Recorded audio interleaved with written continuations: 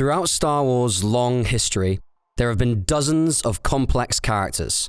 Characters who, thanks to mindful and intentional storytelling, came alive on the screen and in fans' minds, leaving behind legacies long past their on-screen death. Anakin Skywalker is an excellent example of this, with character arcs that showcased his character growth and motivations. Others, like Saw Gerrera, received enough attention to capture the audience's interest, but not enough to really shed light on his true character, leaving fans to either speculate or judge him based on limited information. And then, there are others who received plenty of screen time, but thanks to the nature of their role, they were rarely, if ever, featured from a first-person perspective of their story.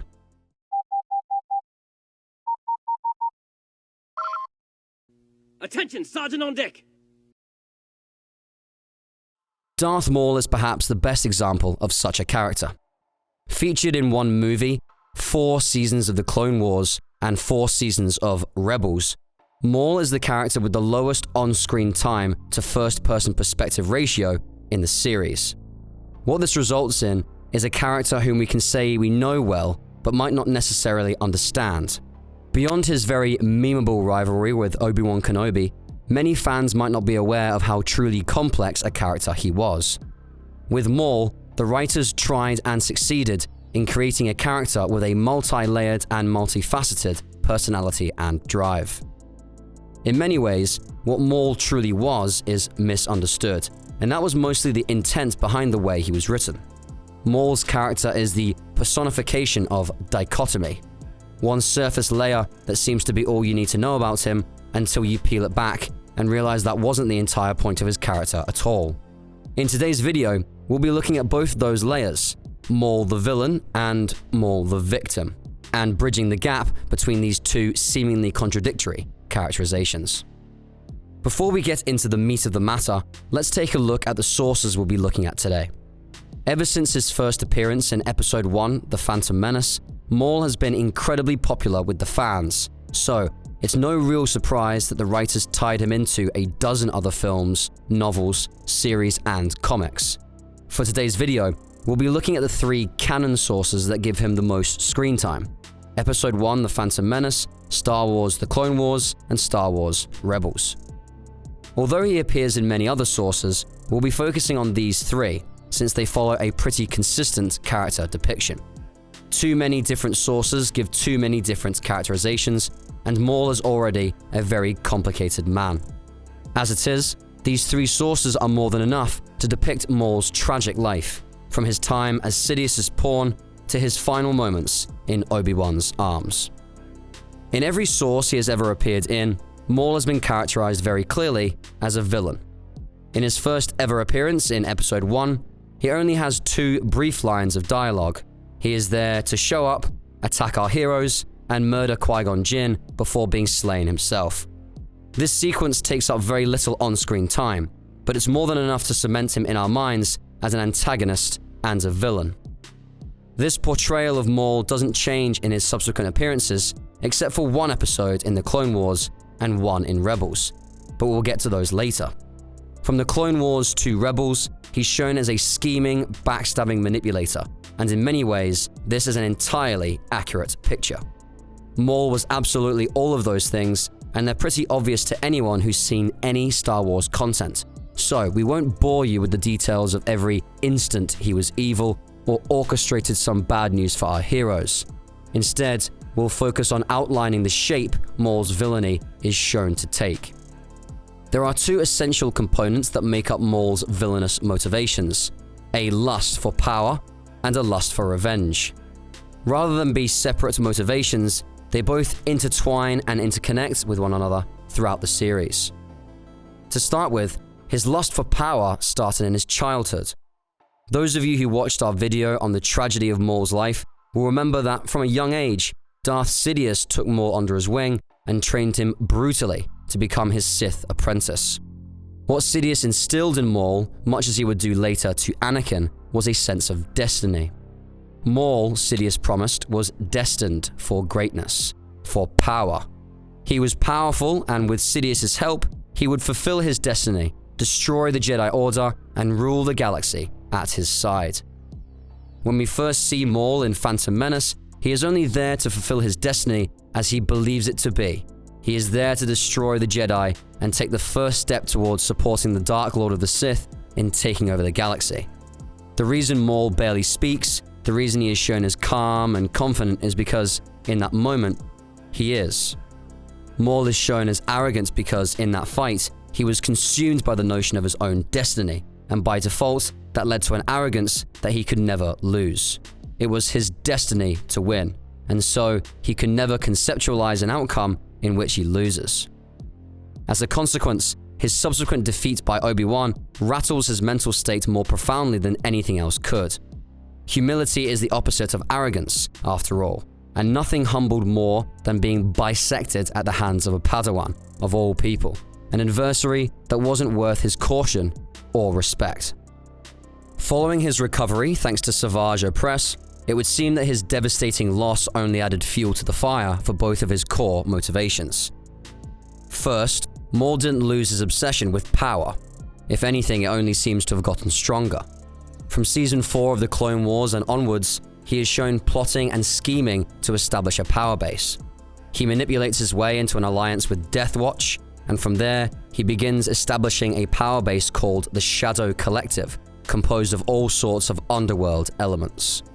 In essence, Maul attempts to build an empire of his own, one which he intends to rule. Sidious promised him an empire, and if he isn't going to offer Maul his rightful place at its head, then Maul will simply make his own and rule it. But power isn't his only motivation. As much as Maul works painstakingly to erect his empire, he toils almost as much, if not more, in his efforts to exact revenge on the person responsible for his fall from power, Obi-Wan Kenobi. We mentioned earlier that his lust for revenge and power aren't independent of each other, and now we can explain why. Maul had always felt entitled to his destiny. He believed that power was his birthright, and in defeating him on Naboo, Obi-Wan had stripped him of it. Obi-Wan had made himself the obstacle in Maul's destiny, and in doing so, had earned a lifetime target on his back. After his recovery, Maul made it his mission to punish Obi-Wan for getting in the way of his destiny. By exacting his revenge, not only would he punish the Jedi, but he would also overcome the hurdle that had been presented to him and prove once and for all that he deserved that birthright of power. Revenge against Obi-Wan wasn't just a matter of rage and hatred, but one of validation. If Maul continued to work around the obstacle instead of taking it head on, he would never prove his strength to himself. And as everyone knows, through strength comes power, and through power, victory. Throughout the second half of the Clone Wars and the second and third seasons of Rebels, Maul goes out of his way to hurt Obi-Wan. And it isn't always straightforward. Although sometimes he tries to outright kill the Jedi, most of the time, that isn't Maul's goal. Just killing Obi-Wan wouldn't be enough. Before he ends him, he has to break him down and humble him the same way Maul was humbled. He has to take everything from him. On multiple occasions, he targets those Obi-Wan loves. A perfect example of this is when he murders the Duchess Satine Kryze in front of him in the throne room of Mandalore. He could have had Obi-Wan killed, but instead, he tried to break him. Maul's desire for revenge permeates all of the Clone Wars and is the only thing he tries to do in Rebels. On his journey for vengeance, he hurts countless people.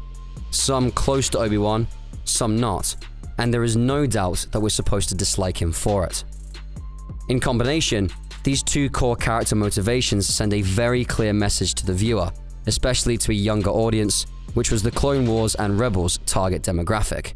Maul is a villain and a bad person, and you should be rooting against him.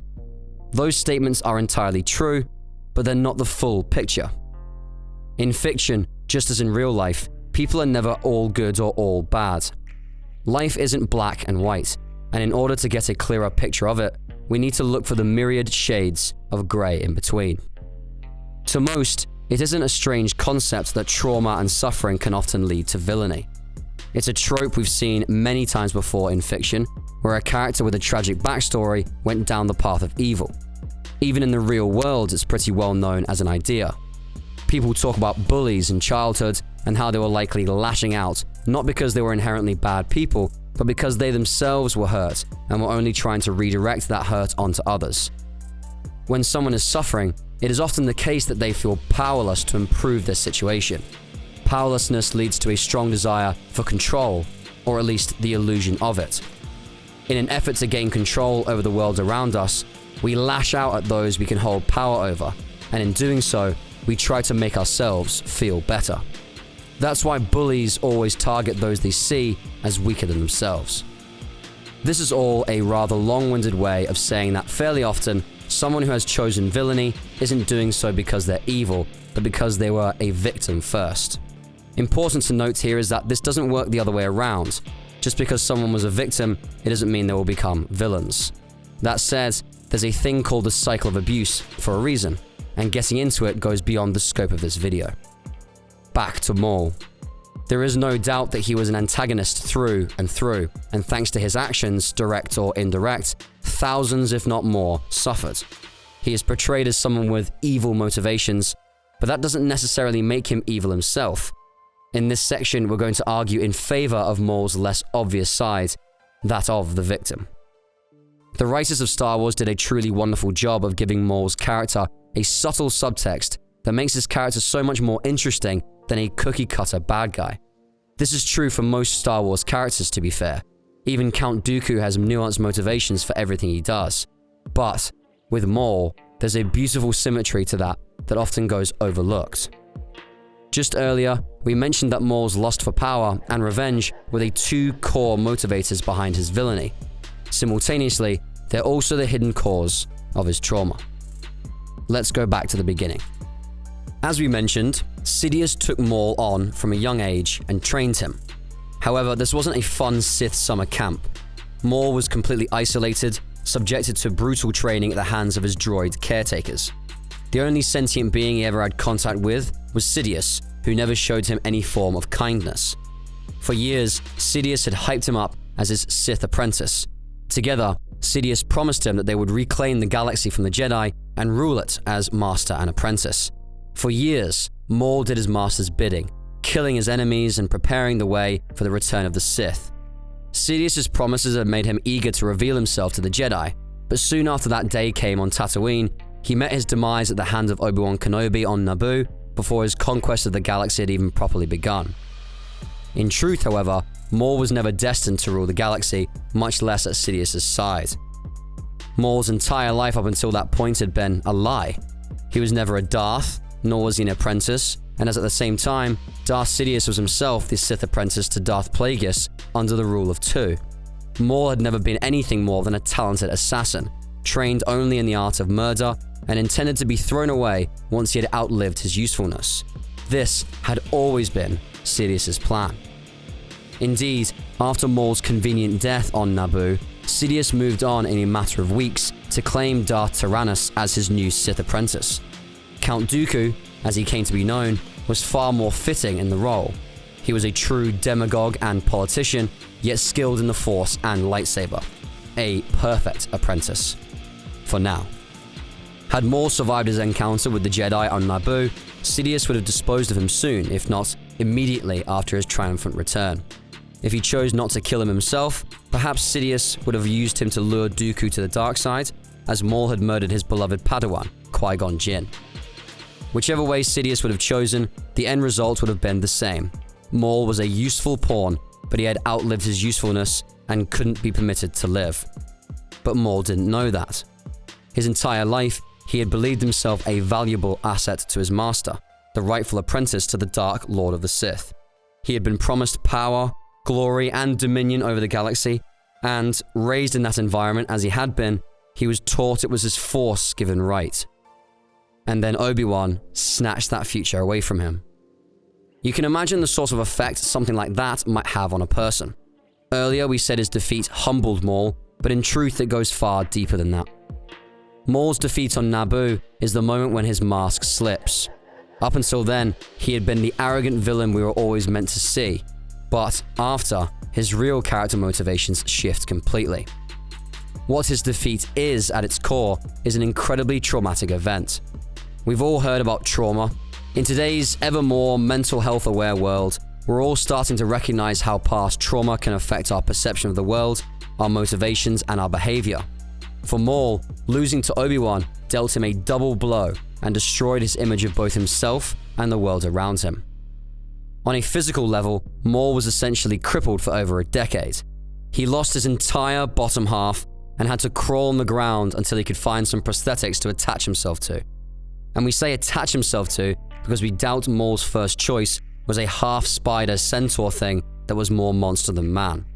From a writer's perspective, however, the choice is perfect to symbolize his transformation from a sane, collected being to what was essentially a raving lunatic several fries short of a Happy Meal. But it wasn't just Maul's body that was left broken. On a deeper level, his self-image and core ideas were not only challenged, but shattered. By defeating him, Obi-Wan had made Maul question his birthright for the first time ever. He made him question whether he was worthy of his destiny and whether he would ever achieve the greatness he had always believed he would. As crippling as the physical injuries were, we would argue the psychological damage caused was far more significant. As sentient beings, we all rely on a sense of self and purpose to feel grounded in our lives. Trauma, which is any event or prolonged situation that has lasting adverse effects on our functioning and mental, physical, social, emotional, and/or spiritual well-being, creates a core memory associated with those negative emotions that is then triggered over and over. Trauma alters our core beliefs and introduces new fears that shape a new perception of reality. Some excellent examples are new core beliefs like, I am weak, or people will hurt me if I show weakness. Maul was traumatized with a capital T. His entire early life, which had been abusive enough to count as trauma in and of itself, built up his core sense of self founded on the notion that he was the rightful Sith apprentice. Sidious hyped him up to believe he had a right to rule alongside him and that he was nigh invincible. On Naboo, his defeat at the hands of Obi-Wan completely shattered that sense of self, leaving a void behind it. And there are few things more terrifying than looking into the void. With that context in mind, let's take a new look at Maul's core motivations. The moment Savage Opress finds him again and makes him whole with the help of Mother Talzin, Maul immediately goes on the warpath. After taking charge of their little family, Maul immediately sets out to erect an empire he would lead. We've already gone over this plan to amass power and become the leader of a powerful criminal empire, and we already discussed how it was his way of fulfilling his destiny. But that wasn't the only reasoning. The first reason is directly connected to the trauma we just described. By losing everything, Maul's sense of self had shattered. In building an empire, he was clinging to a core belief that he no longer believed in, that he was worthy of it all. They say fake it till you make it, and Maul's approach was exactly that. He tried to convince the world that he was a supervillain so that he could believe it himself once again. But that wasn't even the main reason he did it. His main motivator was fear. After returning from 13 years of isolation, Maul could see what others could not. He was the most insignificant piece in Sidious's grand plan, with the most information out of anyone in it, and the brain power to piece it all together. Since the beginning, Maul had known Darth Sidious's true identity. Sidious had even walked him around the Jedi Temple in person, boasting about how the Jedi would one day fall to them. The Clone Wars, which were well underway when he recovered, may have seemed like a grand battle between the Republic and the Confederacy of Independent Systems, but Maul knew better. He knew that Sidious was playing both sides, and that it could mean only one thing. Sidious was orchestrating the fall of the Galactic Republic and the rise of something far more terrifying, ruled by the Sith in open domination. Faced with this looming threat and recognizing his own weakness to stop it, Maul decided there and then to do everything in his power to come out on top. When faced with the choice between fight and flight, Maul chose to fight. By building up the Shadow Collective, Maul had hoped to build a criminal empire strong enough to survive the empire he knew was coming. He had hoped to create a corner of the world where Sidious wouldn't have been able to touch him, because at the core of it all, Maul feared Sidious more than anything in the galaxy. This becomes painfully clear when Sidious, recognizing the threat Maul was beginning to become and wanting to nip it in the bud, traveled to Mandalore and challenged him. Up until this point in the Clone Wars, we'd always seen Maul as a focused, mildly manic but in control figure. When fighting Obi-Wan and the Jedi, he was always a step ahead and seemed in control of the situation even if he didn't win. He always got away. When facing off against Sidious, however, he's very clearly terrified. This fear is directly linked to his lust for revenge, but as we'll discuss in a minute, his true vengeance was never supposed to be against Obi-Wan. The truth is, revenge is rarely a motive driven by anger. In many cases, what pushes people to enact fantasies of revenge is fear. Often fear that whatever happened to them in the past would happen to them again. Revenge is an action intended to neutralize one's aggressor. If you take your revenge, not only does it mean that you're now stronger than the person that hurts you, it also means that you can make sure that person never hurts you again. No one had hurt Maul more than Sidious had. On a surface level, Obi-Wan had been the one to deal him his most devastating trauma, but he wasn't responsible for Maul being in that position. Sidious was, and Maul was smart enough to recognize that truth. In an ironic twist of fate, his defeat at the hands of Obi-Wan on Naboo most likely saved his life. Maul's brilliance is a trait underlined frequently, so it's no real surprise he could see beyond the surface. Obi-Wan had defeated him, but it had never been personal. In fact, throughout the series, it's incredibly apparent that their rivalry is very one-sided. While Maul seems obsessed with Obi-Wan, the Jedi never reciprocates that desire for revenge. Even when Maul kills his master and his close friend, Satine Kryze, Obi-Wan remains a true Jedi and rises above these passions. On the other hand, Sidious had directly lied to him and manipulated him. Because of his machinations, he had been set up for failure on Naboo. Later, the moment he tried to claw his way up from disparity, Sidious had stepped in swiftly to remind him that, no matter what Maul did, he would never be free of him. The one who had ruined Maul's life wasn't Obi-Wan, but Sidious, and he knew that very well.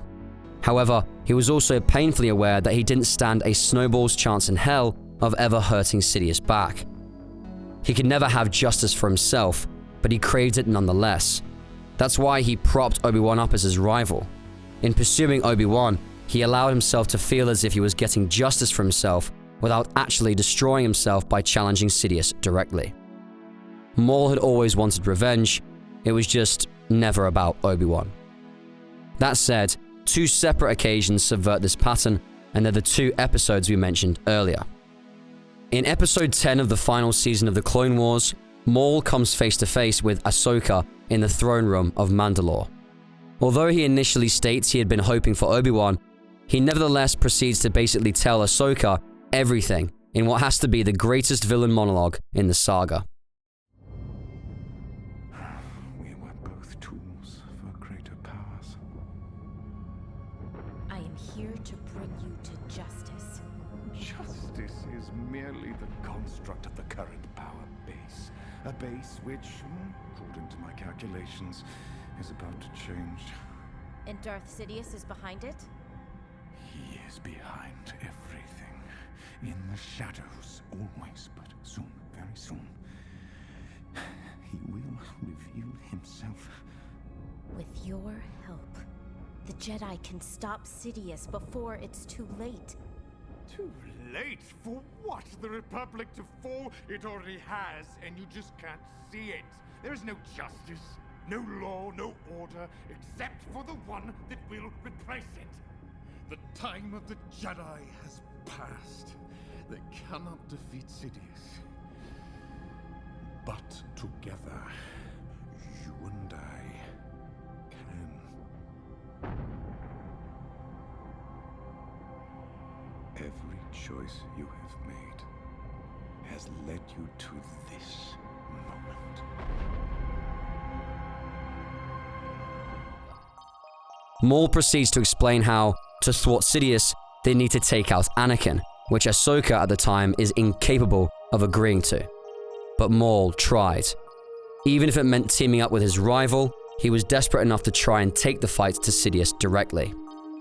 Of course, Order 66 was mere hours after this moment. It had always been too late. But for one instant, Maul put aside his fear to try and prevent Sidious from succeeding. He tried to take control of his destiny, and yet, he failed once more. That, unfortunately, is the running theme in Maul's life. From the moment Sidious took him on, his life was out of his own hands. It was by Sidious's choice that he was trained as a Sith assassin. It was by Sidious's choice that he confronted the Jedi on Naboo and was defeated. It was Sidious's plans he was reacting to once he returned from isolation. None of that had ever been Maul's decision. He certainly tried to convince himself it was, of course. He thought of power as his birthright, but that wasn't something he'd wanted for himself until it was programmed into him after years of isolation and brutal training. His entire life was spent following instructions or reacting to the choices others had already made for the galaxy, but none of it was what Maul had wanted.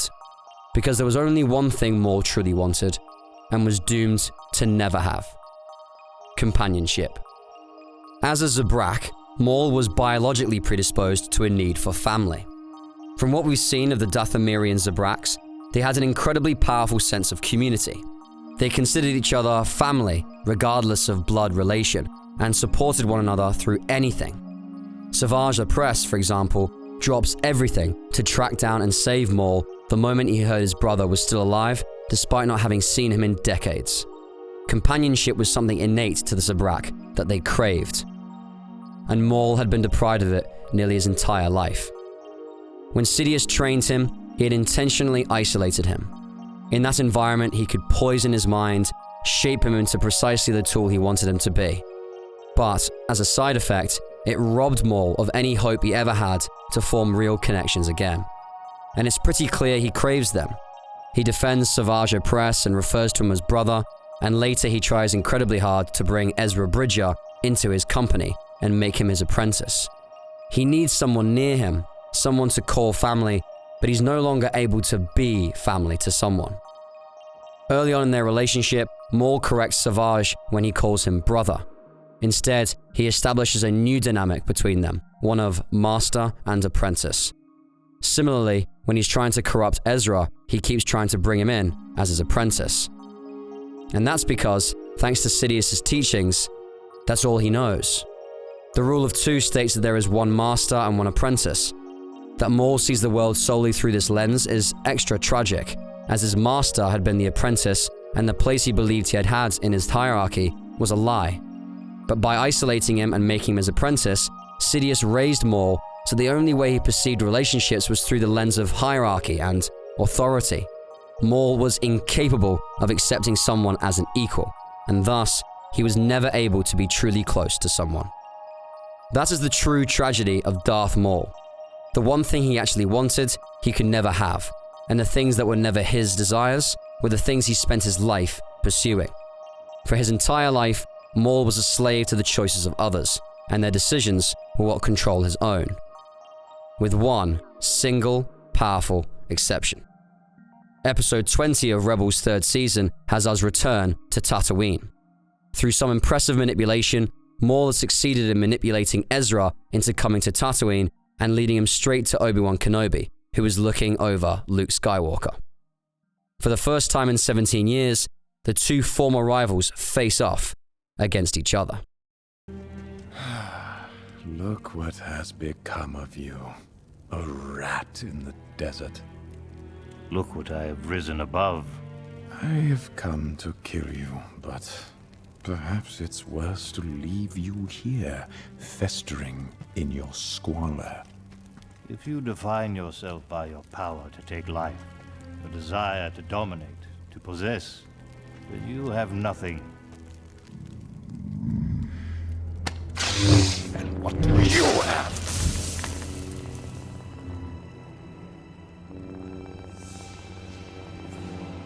Why come to this place? Not simply to hide. Oh, you have a purpose here. Perhaps you are protecting something? No. Protecting someone. After Maul reveals he knows why Obi-Wan is there, the Jedi is left with very few options other than to take his life in order to protect Luke. In perfect symmetry, Maul attempts to use the same move that got through Qui-Gon Jinn's defenses during the Battle of Naboo, but Obi-Wan is ready and he quickly deals a finishing blow. A lifelong rivalry ends, but like much of Maul's life, it too isn't what it seems to be on the surface. When Obi-Wan strikes him down, it isn't as an enemy. Indeed, he catches Maul and lowers him to the ground, holding him in his arms. And Maul?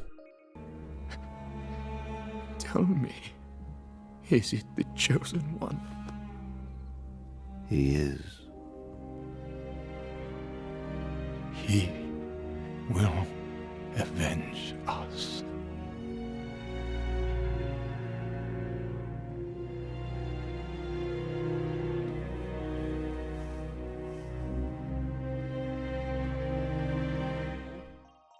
It's hard to do this moment justice with words. For his entire life, Maul was a slave to others' choices.